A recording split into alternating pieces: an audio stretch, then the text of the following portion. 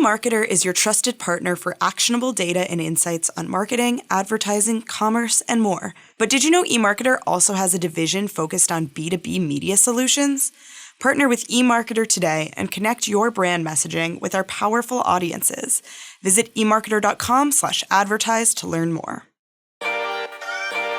Hello, listeners. Today is Wednesday, November 27th. Happy Thanksgiving Eve, or as we in the retail industry call it, Black Friday Eve. Welcome to Behind the Numbers, Reimagining Retail, an eMarketer podcast. This is the show where we talk about how retail collides with every part of our lives. I'm your host, Sara Lebow. Today's episode topic is our November Unofficial Most Interesting Retailers of the Month list.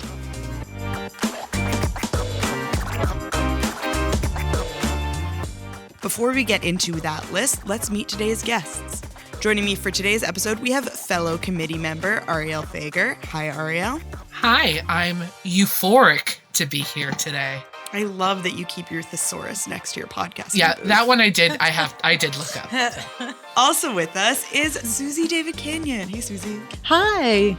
And also here, it is Jeremy Goldman. Hey, Jeremy. Hey, I'm so excited to be here. Is it okay if I keep on working on this stuffing for tomorrow as we're podcasting? Yeah, just keep it at, a low simmer? No, you bake stuffing. I don't know. You do a lot of stuff with stuffing. You do a lot of stuff with it. It's a lot of process. It is my favorite side dish. It's not a side dish for me. It's like if I have any extra time, I'll eat something other than the stuffing. Okay, let's jump into our unofficial most interesting retailers of the month list.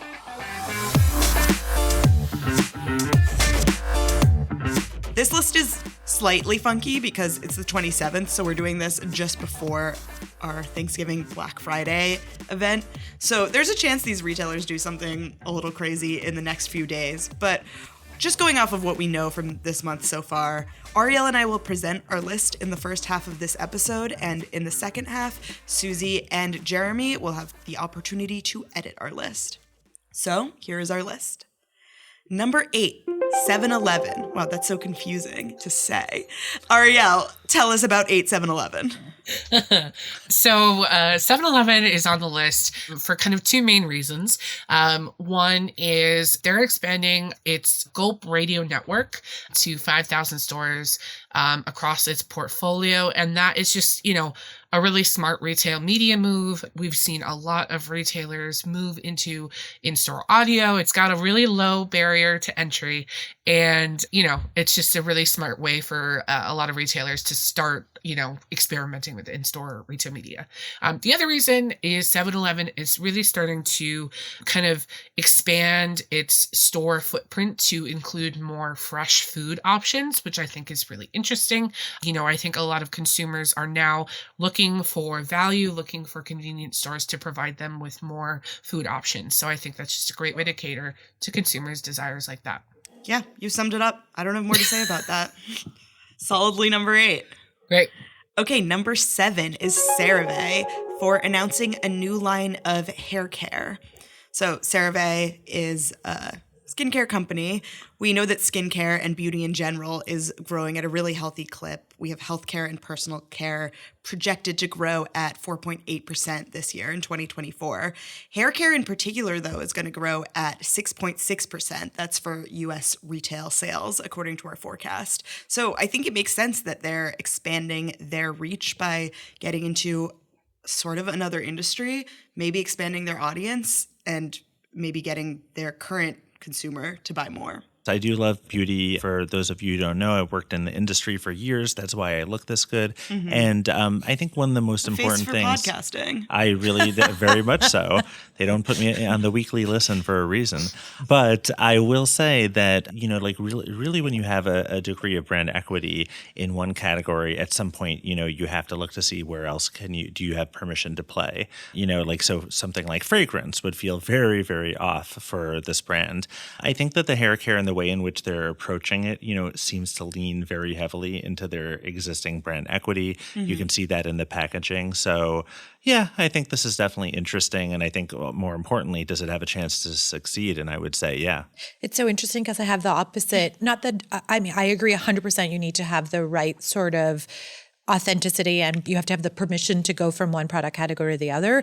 I just think that, yeah, even if they have super clean, low product count, really nice packaging, sticks to their skincare mantra, it's such a crowded marketplace and it's like so high to low in that there's like people go to the salon and buy like super duper expensive things because they think that's really good for them, or they buy the cheapest thing and so like at the pharmacy, the shelves are so stacked with so many different brands. Like just think about L'Oreal and how many different types of brands they have. I just think it's saturated and it'll be hard. And just to clarify, I actually do agree with you here. It's one of those things that I think a lot of people don't pay attention to is the average beauty category line that launches also folds within a short time period. So not everything is successful, but I think you have to figure out like where do you have even a chance of succeeding? Because at the end of the day, you know, it's all about expanding your product line. Yeah, I'll admit, I think Suzy just got a peek at what I was looking at on my laptop, which is that the CeraVe branding, which is very no nonsense, to me looks a lot like the mane and tail branding. A little bit. I see what you mean, but it's like, it still looks like CeraVe. I think so too. All right, let's keep moving. Number 6, Claire's. Arielle, say more on this one. So the reason Claire's is on the list this month is they launched 5 new fragrances and a body care collection. And these are all aimed at what they're calling Gen Zalpha, which is kind of the consumers in between Gen Z and Gen Alpha. Now, I think it's a kind of interesting move. Fragrance has really, been a big seller in the beauty world. Gen Z's fragrance use has jumped from 5% in 2022 to 83% in 2023. So I think that's just a really big opportunity there. Somehow I've ended up Claire's #1 fan. I'm always adding them to the list. I just want to see him succeed. I think you guys can guess what I'm going to say, that I think it's really interesting move because how many earrings are you going to buy? And like, how often do you buy earrings? And how many times are you going to go get ear pierced? And how many people are going to the mall to go to Claire's? You need more product. So product extension in this case, I think is a really good idea. It's just that, is that the right product for them? I don't know, because there's so much competition at the mall with Bath and Body Works, and everybody loves that. Or even Sephora. Like when I was a teenager, you'd go into Sephora and Victoria's smell Secret everything. has like a really strong, like not fragrance sort of like body fragrance kind of. So I don't know. I hope it works for them, but it is interesting. We do have a lot of data that private label consumption is on the rise. So I think that that's probably important to mention. Yeah, I was going to say the price point's pretty good. I think the highest price on one of those perfumes is about $25, which, when you're thinking about Gen Alpha, they're kids. They're not, they don't have a full salary yet. So that could be also a sweet spot to have something that they can afford. Yeah, let's put Gen Alpha to work. Kidding. Let's keep moving. Number 5 is Kendra Scott. Arielle, why is Kendra Scott on the list? So Kendra Scott, the brand, is launching a Western wear brand. It's going to be called Yellow Rose. It's going to sell boots, hats, jeans, and of course, jewelry, like the line they created in partnership with Paramount, the TV show Yellowstone. And, we saw it happen with Beyonce, with Taylor Swift, the cowboy thing. It might be a little late on capturing the cowboy trend, but I do think that it's got such brand affinity from its customers that I think it's going to do pretty well. Yeah, I think that covers Kendra Scott. Number 4, The Children's Place, which is setting up a storefront on Shein to sell their clothing. This is interesting to me because I think of The Children's Place as almost like I don't want to say upscale, but a little pricier kind of mall brand. That's what it was when I was growing up. So setting up on Shein is a surprising move to me. I guess it's not surprising when you consider that they have been struggling, especially with malls closing. But I don't know if it's a smart move. It's definitely an interesting one. Yeah, I mean, I will say, I think that they are competing in a very challenging and interesting marketplace for sure. So I think if anything, I would almost flip this and say, like, who is it more interesting for? Shein, who's for over a year now tried to encourage people to open up these, marketplaces within Shein. I think that these storefronts within Shein I think that to me is like definitely a winning move for them if they can basically create a digital mall with a lot of different unique storefronts. For Children's Place, it's almost like out of necessity. Well, let's try something. Yeah, you know who it feels like Shein's going toe-to-toe with is Target, which has really high-quality private label clothing for children's clothing. Yeah, me too. I think this is brilliant for both of them for exactly what you both said. Shein is moving away from Chinese-made products and trying to shake that off with all the regulation that's happening. And Children's Place is trying to shake off the expensive branding. And so together, hopefully it'll work for them. Number 3, we have Kroger. Arielle? Kroger is planning to pilot 2 what they're calling Asian experience stores in North Texas next year. These are going to kind of showcase a wider selection of Asian products alongside other, normal grocery, fresh and shelf stable items. I think it's a really great way to kind of test and see what products are working with a specific demographic before you decide if you want to roll them out to the larger, population. And I think it's just a really great way to kind of foster the community. Apparently, the Asian communities in these specific towns have been growing in the past few years. So I think it's just a really great way to get them to shop at Kroger rather than another store that, is in town. Arielle, do you know if it's in a Kroger, an existing Kroger, or it's a standalone experience? Yes, these will be standalone stores.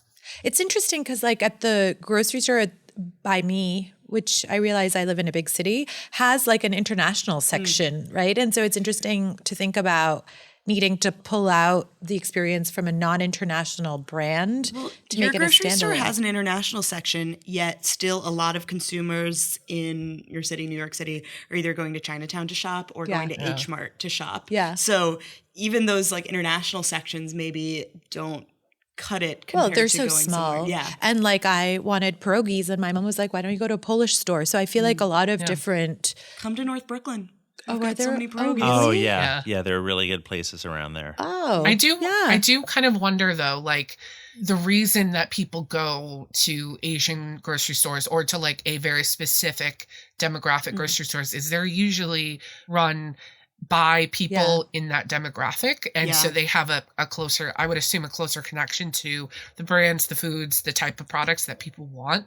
So I'm wondering Kroger as like obviously a regional grocer in the US, if they're going to be able to compete with like the product selection and like what people want from that. Yeah. And the authenticity, right? My whole life, my dad has been going to where they live, the Chinatown grocery store, to buy like goji berries and other random things. And so I grew up doing that, but everybody there is from that part of the world. Yeah. I mean, H Mart, which seems to me like what Kroger is going for here, was founded in Queens, which I didn't realize, by a Korean immigrant. So you're right, Arielle, to question how. I actually don't know, though. Kroger could very well be hiring the right team for this. I think it's like a, to be seen. All right. Moving along.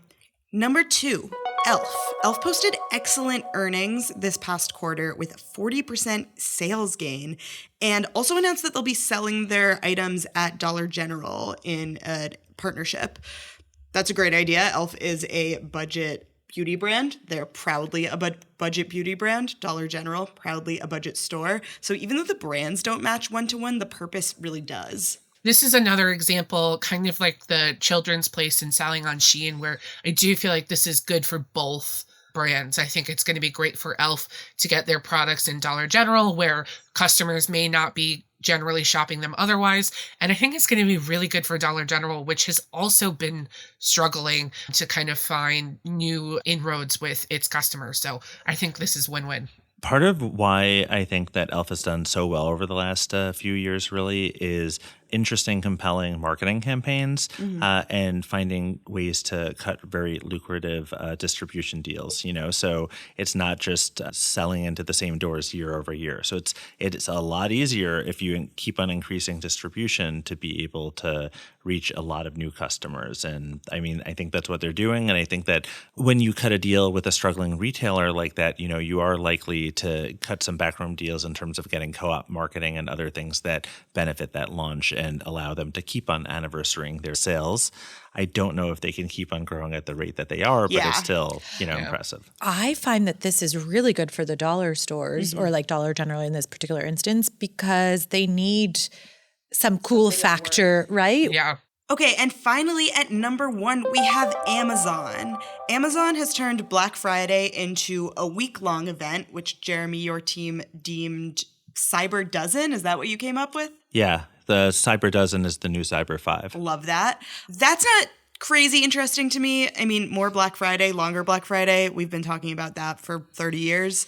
What is interesting to me is that Amazon finally launched Haul, which is their Shein Temu knockoff, as if those knockoff sites could have a knockoff. It's Amazon's cheap goods storefront. And this is a huge play. It's potentially going to undercut Shein and Temu with faster delivery. I think it might not be great for the world as it puts more products out into everywhere, but it's a huge play for Amazon. I will say, I think one of the things that was unfortunate about this is, yes, I understand you've got to get something out quickly. I'm putting that in air quotes, but it's right now it's still mobile only. It is cool that it exists, but I mean, everybody, yes, you obviously need a mobile experience. I think a lot of people do get frustrated when they're forced into a specific type of experience as opposed to having something being available across like all form factors. All right, so there you have it. That is our list. So the final list, as it currently stands, is number 8, 7-Eleven, number 7, CeraVe, number 6, Claire's, number 5, Kendra Scott, number 4, The Children's Place, number 3, Kroger, number 2, Elf, and number 1, Amazon. Now it's time for our second half, where Suzy and Jeremy get to tell us where we went wrong. Each of them will have a chance to move a brand up or down our rankings list and to add a new company entirely.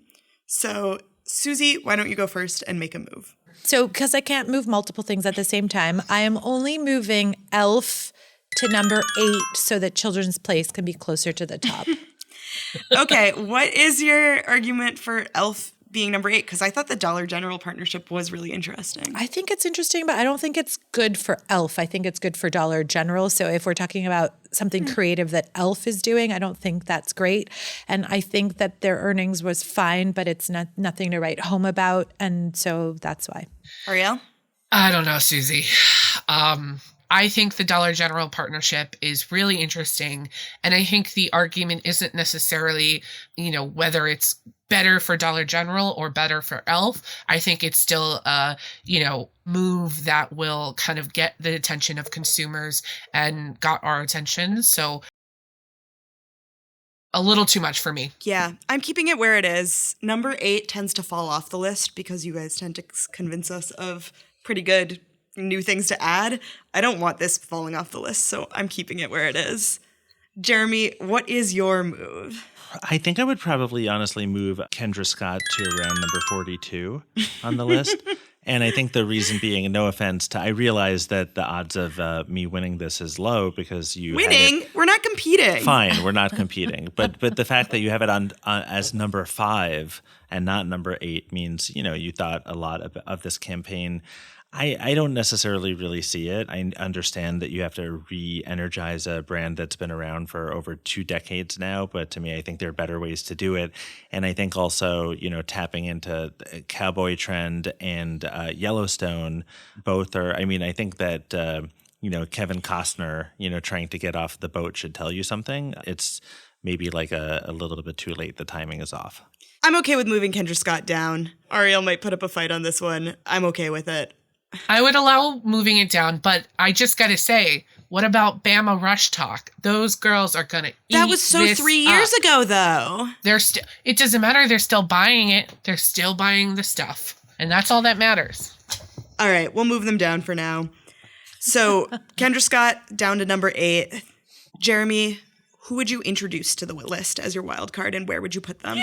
Well, we live in New York City. A lot of people rent. I would like to introduce you to Rent the Runway, who is reintroducing themselves to everybody after 15 years being on the market with a really interesting campaign talking to consumers about moving beyond traditional ownership and embracing access over accumulation. And I think that leans into a lot of different trends. They've been kind of challenged as a retailer for a while now. And I think reminding people what you do at a time, during the holidays, essentially when everybody's tapping into essentially excess consumption that we all love to do, is a kind of zag when everybody else is zigging. So if a company called Rent the Runway needs to rebrand to remind people what they do, is there hope? It's a good point that I think that a lot of other people have built up their brand equity in this space, like, the ThredUps of the world. Yeah, like there's a lot of other people in this category, but I think that when you've been around for a while and you celebrate that you've been around for a while, I think that is a way to remind people that you are the leader. And again, it's like you lean into what you have. So, and one of the things that they have is longevity and being like a forebear of a lot lot of other Where do you want players to in the put them? space. I mean, I'm not so excited about it, but I would say I'd say probably 8. Which I guess sadly would Knocking have to Kendra knock Scott Kendra off. Scott out. So I love Austin, by the way. It's no offense to Austin. Arielle, Rent the Runway, number 8, knocking Kendra Scott off. I can't because Because they're always rebranding. that's the thing. Okay, so there's 2 reasons why I'm kind of not into this. One is they are constantly rebranding. We've seen it all. 2 is that zagging when everyone else is zigging or whatever, trying to get people to be less consumer driven during the holidays feels just like a very weird mismatch to me. And I think that reminding people to rent clothes and not buy them is not where they're going to get people. I think giving them options, giving them exciting choices, That's innovation, a really good point. making it easy, that's where they're going to get consumers. That was a great point. Plus, they sell the clothes after a while anyways, so... All right. Sorry, Jeremy. Rent the Runway has not knocked Kendra Scott off. Suzy might be able to knock them off, though. Who are you adding? I'm very and where are you putting excited. them? I'm putting them at number 5. Who? Arbitrarily, because that's where there was the gap in your list. Okay, are you guys ready? It's KFC, and it's not because they're a quick service restaurant, but it's because they're doing all kinds of things at retail. Like, did you guys hear about this already? They have a candle. They just introduced a candle called the Bucket of Chicken candle, which features notes of chicken, browned flour, peppercorn, and garlic. They have other types of candles. So 1, they're selling candles.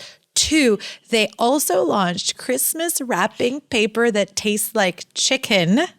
It's limited edition, so a sense of urgency. And it is a sense of urgency because it's chicken flavored and you need to eat it before it goes bad. and it tastes like the original recipe of KFC with a refreshing hint of cranberry sauce and aromatic pinch of sage, blah, blah, blah. But the other part of the whole campaign of trying to bring their chicken brand to life at retail is that they're also partnering with Build-A-Bear Workshop. And if you guys Google it and see the pictures of the bears, they're so cute. One of them is in the KFC bucket. And so while do I think it's going to move the needle for KFC as a place that I'm going to now go buy chicken because of all these extra ancillary things? Probably not. But do I think it's very clever and that they've understood how gimmicky they need to be to get more people to pay attention to them? 100%. Oh my God, the bears at Build-A-Bear are so expensive. Wait. But they're so cute. Look at that. Wait, I will just say that Chick-fil-A is doing a lot of other interesting things in this space. So it's a little bit hard, for me to be yeah, I totally agree. Well, Chick-fil-A is doing their entertainment hub, right? right? But and I think... how can you be the second most interesting chicken innovator and still be on the list? So I think chicken is... there is a reason for this, that Suzy is getting by on a technicality, which is that we don't usually allow quick service restaurants, QSRs, on this list, but Suzy has leaned into them as a retailer, and KFC and Chick-fil-A is not doing something as a retailer. Okay. But they're also doing cartoon episodes. That's the cool thing that they're doing, which is very cool. And we talk about it in our retail trends report, but it's not the same as a sale. It's a different way of getting loyalty and brand building. Suzy, maybe it was just your tone and your appeal as a salesperson, but you've convinced me to put KFC on the list. You have not convinced me to put them at number 5 above Claire's, CeraVe, and 7-Eleven. I will put them at number 8 and knock Kendra Scott off the list. I would be okay with that. I think it was Suzy's joy that really sold this for me, because novelty things from fast food retailers, kind of, par for the course, but just how excited you got about the Build-A-Bears that's the joy to my heart. I'm just happy that Kendra Scott was defeated. Everyone's happy. Okay, so our updated list, we have number 8, KFC. Number 7, 7-Eleven. That's the right spot for it to be. Number 6, CeraVe. Number 5, Claire's. Number 4, Children's Place. Number 3, Kroger. Number 2, Elf. And number 1, Amazon. That is all we have time for today. So thank you so much for being here, Suzy. Thanks for having me. Thank you, Jeremy. This was great. Thank you. Thank you, Arielle. Oh, so happy to be here. Please give us a rating and a review wherever you listen to podcasts. Thanks to our listeners and to Victoria, who edits the podcast and always ranks number 1 on our unofficial list. We'll be back next Wednesday with another episode of Reimagining Retail and eMarketer podcast. And join Marcus on Monday for another episode of the Behind the Numbers Daily. Happy holiday.